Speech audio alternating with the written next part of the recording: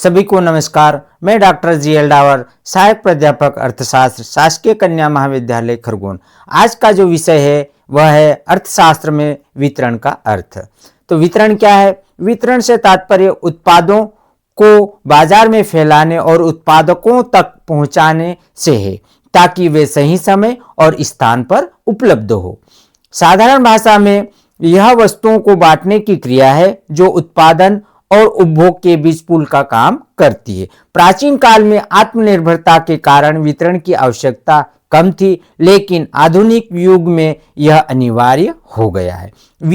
वितरण विपणन का एक महत्वपूर्ण तत्व है जो उत्पादों या सेवाओं को उत्पादक से उपभोक्ता तक पहुंचाने की प्रक्रिया को दर्शाता है। यह प्रक्रिया बाजार में उत्पाद की उपलब्धता सुनिश्चित करती है। अब अर्थशास्त्र में वितरण का क्या अर्थ है?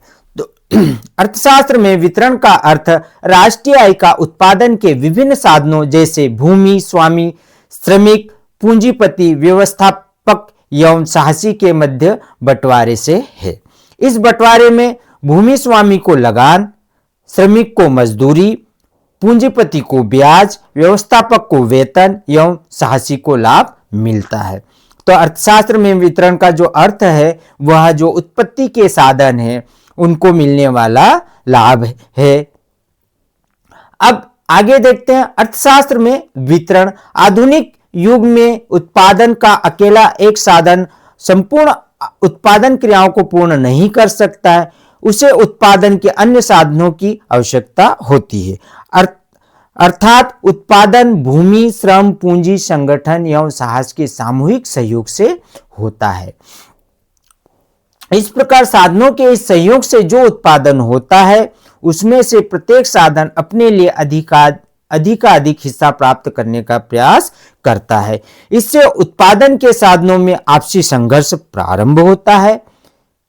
इस संघर्ष को टालने के लिए तथा उत्पादन के प्रत्येक साधन को उसके महत्व के अनुसार पुरस्कार देने के लिए अर्थशास्त्र में वितरण के सिद्धांतों का अध्ययन किया जाता है।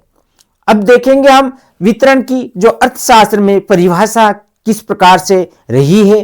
तो इसमें जो अर्थशास्त्री हुए प्रोफेसर चैपमैन के अनुसार वितरण का अर्थशास्त्र समूह द्वारा उत्पादित धन के उन विभिन्न उत्पत्ति के साधनों के मध्य बंटवारे से संबंधित है जिन्होंने इस उत्पादन क्रिया में सक्रिय भाग लिया है।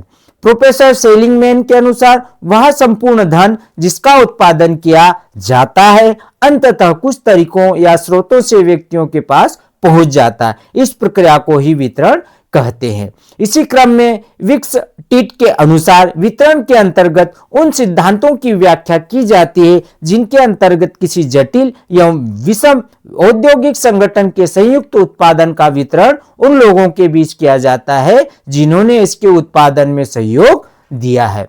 अब आगे देखेंगे हम वितरण के प्रकार। तो वितरण के प्रकार किस प्रकार रहे हैं? तो प्रत्यक्ष वितरण, उत्पादक सीधे उपभोक्ताओं को बेचता है, जैसे ऑनलाइन बिक्री।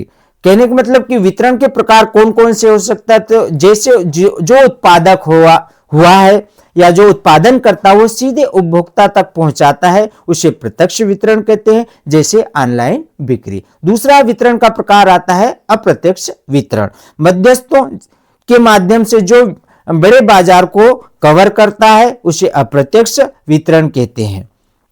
तीसरा होता है एकीकृत वितरण, यानी कई चैनलों का संयोजन जैसे स्टोर और ई कॉमर्स है ना, इसके माध्यम से जो वितरण किया जाता है वह एकीकृत वितरण के अंतर्गत आता है।